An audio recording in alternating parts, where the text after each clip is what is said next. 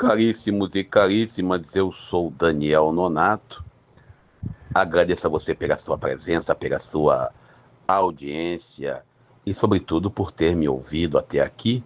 Peço que continue me ouvindo. Hoje vamos refletir Lucas capítulo 11, versículos 37 ao 41. Mas antes, vamos ouvir um pouquinho de Fernando Mendes.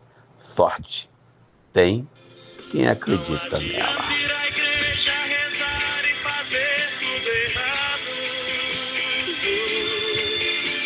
Você quer a frente das coisas olhando de lado. O céu que te cobre não cobra a luz da manhã. Desperte pra vida, acredite, a sorte é irmã. Caríssimos e caríssimas, ontem, olhando as notícias, né, vendo que houve, né, uma trégua, vamos dizer assim, um momento de paz na região de Gaza. Eu fico olhando muita gente celebrando isso, eu volto a repetir isso. Ontem eu comentei sobre isso pela manhã com vocês, mas eu vi, né, que Israel tinha 2.000 prisioneiros, e aí houve uma troca de prisioneiros. 20 que estavam presos, estavam sequestrados, não vamos negar nunca isso, pelo grupo terrorista Hamas, também não vamos mudar a nossa terminologia, e 2.000 presos libertados por Israel. Você percebe claramente que esse conflito, ele ultrapassou a barreira territorial e agora já virou étnico. E quando eu vi, né, as cenas, volto a repetir, eu vi no domingo e ontem, novamente, fiquei assistindo algumas matérias de jornais, onde eu via como que Gaza está arrasada. E você vê claramente que eles assinam um acordo de paz sem a presença de Netanyahu e também sem a presença dos grupos que são envolvidos no conflito. É quase que uma paz romana, uma paz obrigada. Mas alguém disse que não, que agora estamos construindo a paz em Israel. Alguém disse que agora é um momento histórico, utópico. Senhores, nós tivemos isso em outro momento da história do Oriente Médio. Enquanto nós não tivermos o Estado palestino, enquanto não se definir a questão territorial da Palestina, vamos ter conflitos e mais conflitos. Até porque, atualmente, esse encontro que está acontecendo, esse momento, né, vamos dizer, esse hiato que se constrói, que estamos vivendo no Oriente Médio, é um hiato que, vamos dizer assim, que é quase tipo assim, ou vocês vão continuar brigando, eu vou bombardear vocês mais forte. E, na verdade, Israel, que foi violentado inicialmente, sem querer tirar isso da história, que teve seu território invadido pelo Hamas, sequestraram os jovens numa festa que estava acontecendo. Israel, ele exagerou na dosimetria. Deixa quieto. Vamos nós para o evangelho do dia, antes que me chamem de terrorista. Bom, senhores e senhoras, o evangelho de hoje é Lucas capítulo 11, versículos 37 ao versículo 41.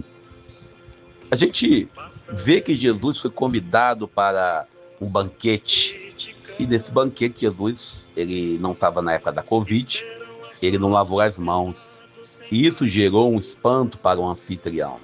É um espanto porque a religiosidade que alguns vivem, e ainda acontece isso, era exterior, não é interior.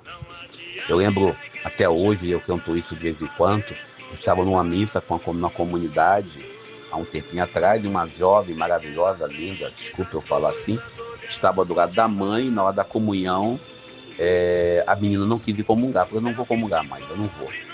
Olha, durante aquele momento da comunhão, e eu também cometendo pecado, como fariseu do evangelho, fiquei sentado assistindo a cena.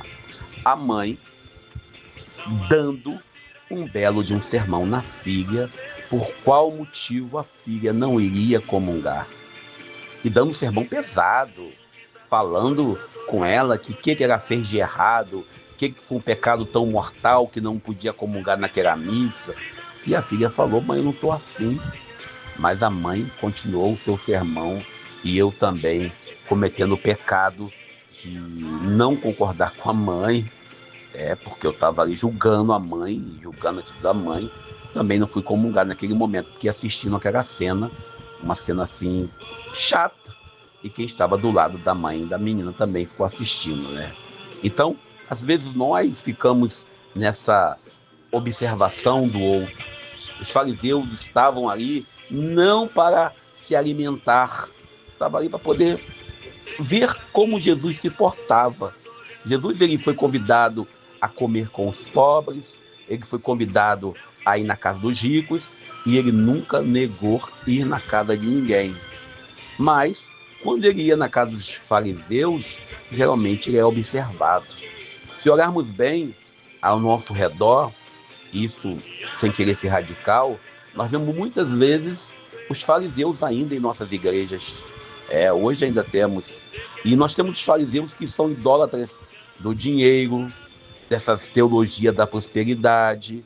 Os fariseus que usam batina, que usam cresma, que usam túnica, que usam mitra, que usam símbolos religiosos como símbolos de poder, não de serviço, que prefere a aparência, o status.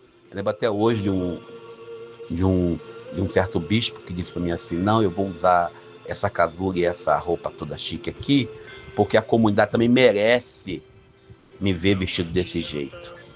Eu até concordo, verdade. Se você usa uma túnica caríssima lá na catedral, por que não usá-la no meio do mato, numa comunidade pequena? Seria hipocrisia não usar. Contudo, por que você não investe? Em vez de usar a túnica cara na catedral, use roupa mais simples. Ou mesmo, procure andar mais de acordo com a realidade do pobre, do lascado, não com roupas que custam 20, 30 mil reais. O evangelho de hoje, ele critica essa religiosidade da aparência, essa espiritualidade do rito. A crítica de Jesus nos desafia, que nos leva a pensar se nós estamos apenas lavando as mãos, e esse lavar as mãos aqui, você vai mergulhar lá no texto de Pilatos, quando Pilatos lava as mãos, o lavar as mãos que os fariseus cobravam de Jesus, era um rito vazio, um rito sem compromisso com a ética, que aquele tempo não era tempo de Covid, tá, gente? Pelo amor de Deus. Mas era um rito apenas exterior, não um rito interior. E o rito de lavar nos lembra também o nosso batismo. Quantos que querem batizar seus filhos e filhas, ou quantos se batizam em igreja X ou Y apenas como um rito exterior? E Jesus nos convida hoje a olhar para dentro do nosso coração, olhar para as nossas práticas, olhar para as nossas atitudes.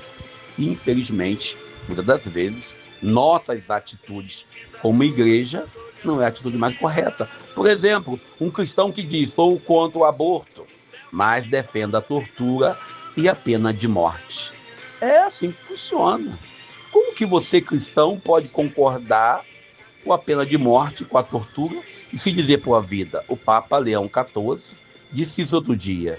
É uma incoerência. Mas, ou outro que diz: sou a favor da família tradicional. Aí ele tem um amante na rua ou um amante na rua.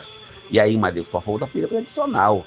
Como diz outro dia uma artista, que eu não recordo o nome, que diz que percebe-se que muitos a favor da família tradicional, esposa, filhos e filhas e amantes, e até mesmo filhos fora do casamento, mas são a favor da família tradicional.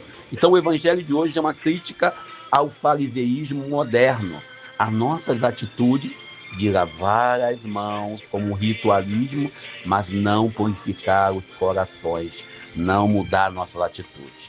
E eu vou parando por aqui, pedindo a Deus nos abençoe e nos ajude, para que possamos fazer o que é certo, não o que está errado. Que possamos rezar, orar e essa oração ser plenamente vida. Começamos assim o Evangelho no capítulo 11, versículos 1 ao 4. Eu sou Daniel Nonato. Diante da igreja rezar e fazer tudo errado.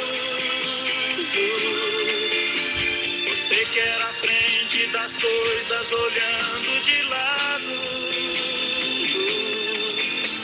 O céu que te cobra